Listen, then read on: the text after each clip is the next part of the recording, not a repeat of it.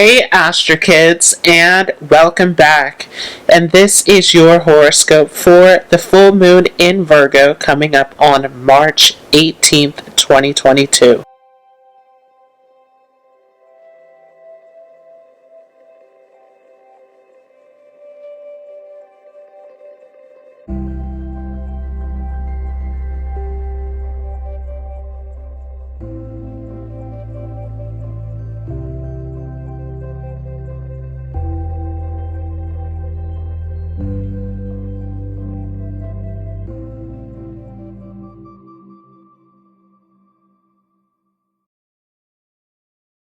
So up on the screen here is the transit for this full moon taking place in Uttara Phalguni.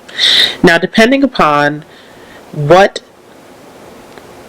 nodal system you're using, the true node or the mean node, will depend upon how this moon is being aspected.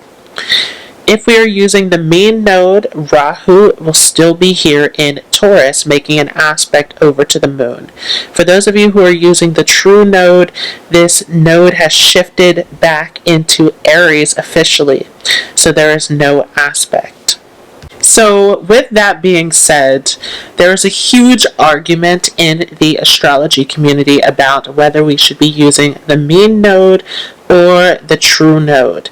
I typically am using the mean node as it is the most accurate, but I'm going to read this as if we are having this aspect from Rahu, and you can decide for yourself which is more accurate for you. Everyone has a different opinion about these nodes, and there's a small shift that we will see. So depending upon if you're using those true nodes or the mean nodes will depend upon whether this Rahu will shift back into Aries in March or April. So there is this short little period where we will see this contradiction depending upon which system of nodes you're using. Now, with this moon being here in Uttara Phalguni, this is a nakshatra that is all about favors and partnership. This is all about camaraderie. So Uttara Phalguni is being ruled by the deity of Aryaman, and Aryaman is known as the one in the background supporting, the one who is there, who has the back of Surya. So this is all about, again, this companionship, this support, this camaraderie, friendship, agreement, contracts, favors. This Uttara Phalguni is coming in a pair.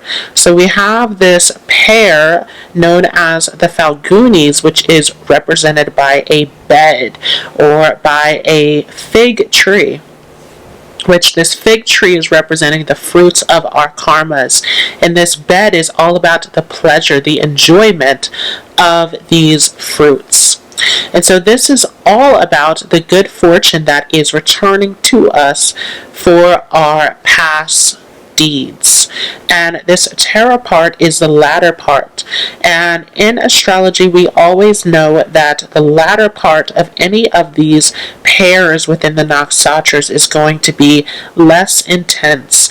So that first nakshatra of Purva Phalguni especially is all about the enjoyment, the creativity, the sexual union of two opposite polarities coming together. That is the initiation of the fruits of our karma.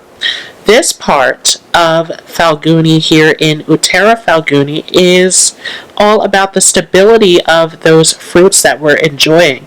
So this is about the foundation, the stability that is needed to maintain our relationships, our partnerships, what we're receiving. This is more of a stable and concrete nakshatra, being represented by the back legs of the bed. This is about exiting the bed and getting on with your duties and responsibilities that come with this union.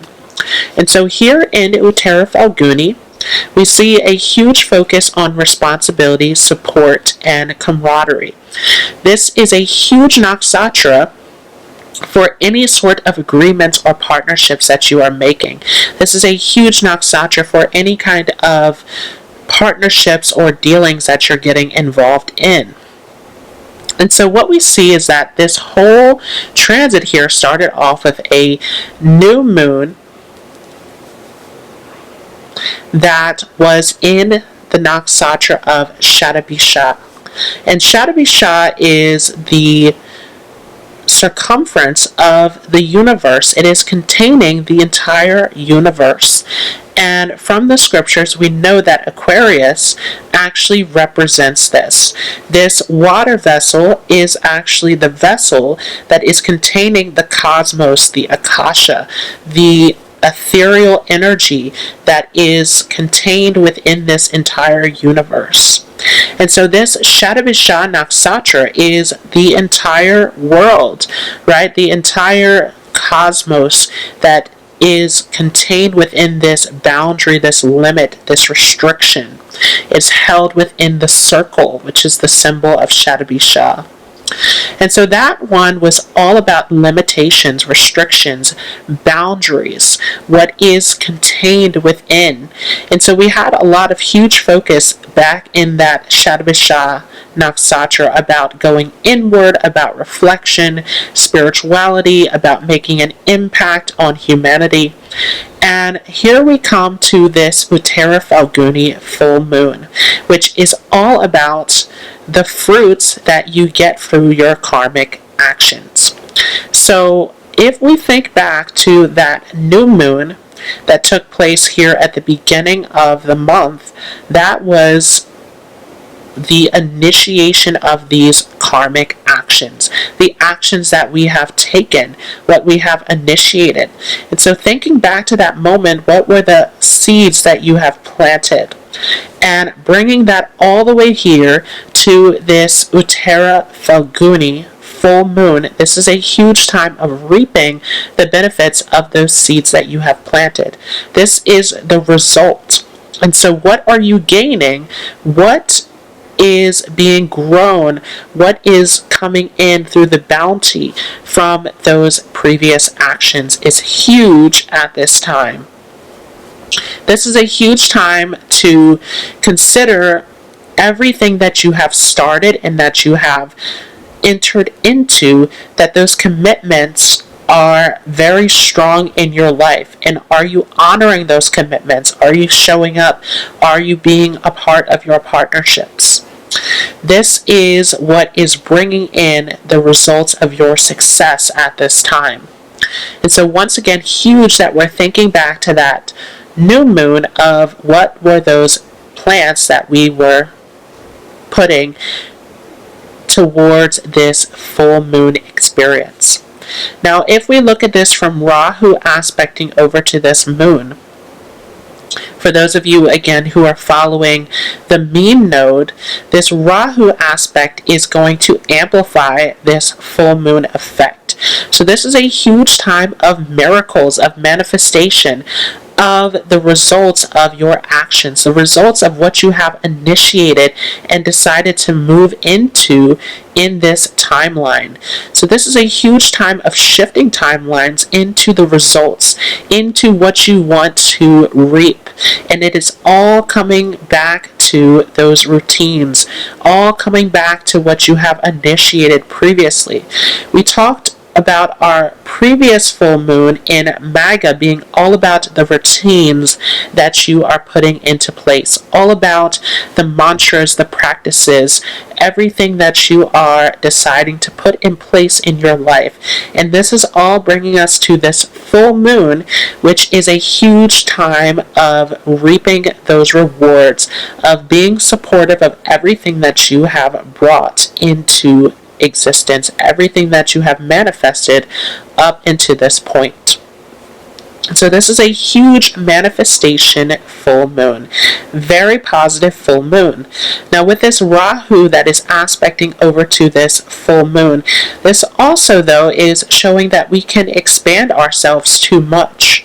And so this is also about looking at those areas where you're putting in all of this work and effort that you're committing to, and making sure that everything that you commit to is something that you can follow through with, that you are not overextending yourself. This Rahu, remember, has an illusionary factor to it where it can make you see something as bigger than it is. It can make you wishful and hopeful that something will turn out better than it actually is. And so this is a huge time of evaluating everything and making sure that everything is something that you are going to commit to, something that is going to support you, something that you are going to support. And anything that is not needs to be removed. We have the Sun on the opposition in Pisces, which is all about freedom, releasing, liberation. So once again, what is not in your favor? What is not a part of your purpose, a part of the direction that you're moving into? Anything that is not for you needs to be removed and released through this Pisces Sun. And with this K2 on the opposition also, that is going to aspect over to this Sun in Scorpio, this is also about releasing, letting go. That Scorpio energy is heavily attached emotionally. And so what is it that you are so attached to that you're afraid of letting go, of releasing? This K2 is also seated in this Vishaka Nakshatra, which is all about all of these many paths and goals that we have for ourselves, branching out into different directions and achieving multiple fruits. But the question is, are you taking on too much? Are you extending yourself too much? Are those branches going out into too many different directions? There's a little bit of an ego or an arrogance that can happen on the negative side of this Vishaka energy, of taking on too much and thinking that you are going to achieve and overachieve in those areas. So we want to make sure that we're branching out towards our goals in a healthy way, that we're committing to the correct goals at this time. This is huge with this full moon. And again, we have so much going on with this Capricorn energy and with Aquarius that is focused on our goals, that is focused on our wish fulfillment, on what we want to succeed in and bring into our lives, with all of these planets stacked up in Capricorn and Aquarius. And so once again, this is about thinking about your long-term plans and goals, thinking about the end result of what you want to accomplish. Where do you want to see yourself, and what are the steps that need to happen to get there? And for that to happen, are you carrying with you things that are not going to fulfill your purpose, things that are not for you, things that are weighing you down? We need to make some room in order to be on our purpose and to move in the right direction. And so once again, this is huge in terms of letting go of anything that you are not going to commit to anything that is not going to support you or that you will not support within your life. Let's go ahead and jump ahead into the horoscopes for each of the signs. And before we go into that, I want to remind you all that we are using Vedic astrology, which is going to use the sidereal zodiac. So if you are not familiar with Vedic astrology, if you are visiting this channel for the first time, or if you are used to using the Western tropical zodiac, you want to make sure that you check out that sidereal zodiac calculator down below in my description so that you have the correct information. Another big thing on this channel is that we are looking at horoscopes from the moon's position or from the ascendant, not from your sun sign. So it is very important that you're using your ascendant or moon sign when actually reading these horoscopes. I recommend that you are looking both from your moon's position and your ascendant. The moon is going to tell you a lot about your inner experience and how this is something that you are experiencing, that you're taking in, that you're going to react and respond to. The moon is representing your mind and your social environment, how you're adapting and fitting in with that. The ascendant is going to show a map of your karma. So this is actually what's going to play out in your life. And these are the areas where these lessons and changes are going to take place. So you want to look at both your moon and ascendant. Alright, let's go ahead and jump forward into these horoscopes. Starting off, for those of you with an Aries moon or Aries ascendant, this will be a full moon taking place in your 6th house. This is a huge time of looking at your priorities and daily routines, making sure that everything is in your favor, and eliminating all of your routines and habits that are not beneficial to you.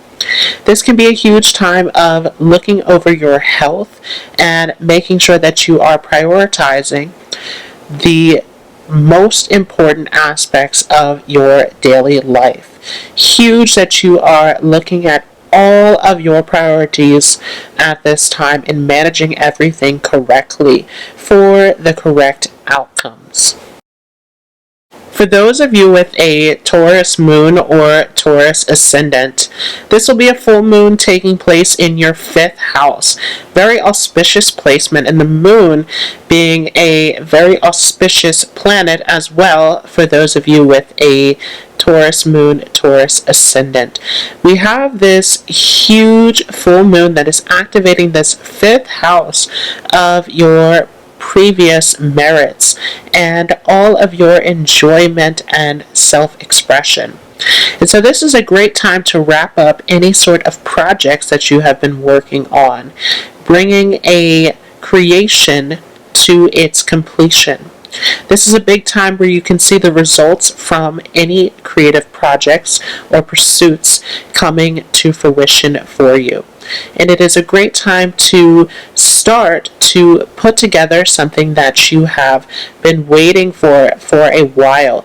This is once again a time to set that stability, that foundation for what you are going to grow. And by making room and letting go, this initiates this opening to step into this new opportunity. For those of you with a Gemini moon or Gemini ascendant, this will be a full moon taking place in your 4th house. And so there is a huge focus now that is on your home environment and potential changes that are taking place here. This can be a big time of finalizing decisions involving your home and any sort of move of location that is taking place. This can be a huge time also of finding some sort of closure with a family member, coming into a place of peace, of reflection, of going inward at this time. This full moon is encouraging you to find this sense of peace and contentment in your life as it comes here into this 4th house zone. A Cancer moon or Cancer ascendant, this will be a full moon taking place in your 3rd house, and the moon is your chart ruler. So this is a very auspicious planet here for those of you with this placement. As this moon is coming through your 3rd house, this can be a big time of finalizing deals and contracts. This can be a time of coming up with decisions, of plans of moving, of changing location, of going on short trips at this time. This can also be a time of completing certifications and any sort of training to develop skills. And so this is a great time of finalizing all of your projects, all of the skills and mental abilities that you have been gaining for this time, and applying it towards your goals and dreams. This is also a great time of clearing any sort of negative thoughts or emotional baggage that you have been holding on to. Making sure that your thoughts are positive and focus towards achieving your dreams is huge as we step into this manifestation moon. For those of you with a Leo moon or Leo ascendant, this will be a full moon taking place in your second house.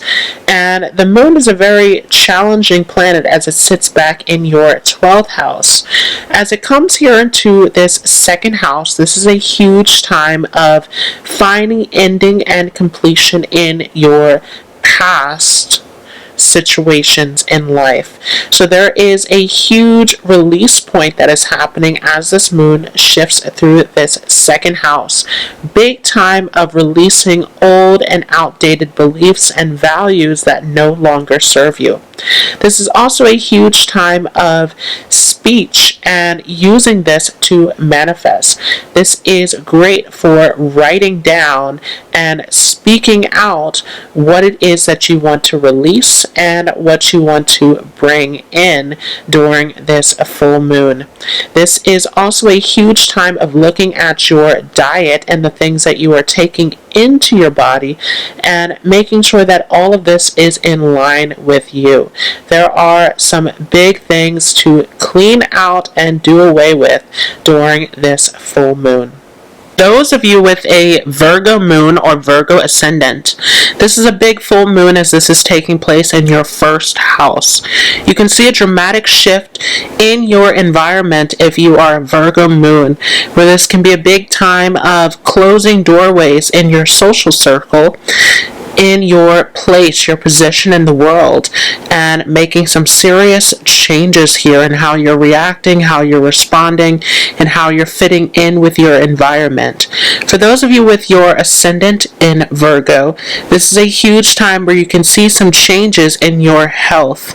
This can be a big time of changing some habits in terms of your diet and daily activities and how this is applying to your body and your needs. This can also be a big time where you can find yourself very emotional, very sensitive, very empathic. This can be a huge time of your intuition increasing, but this is a time where you want to listen to your intuition and guidance and know where the doorways are that need to be closed.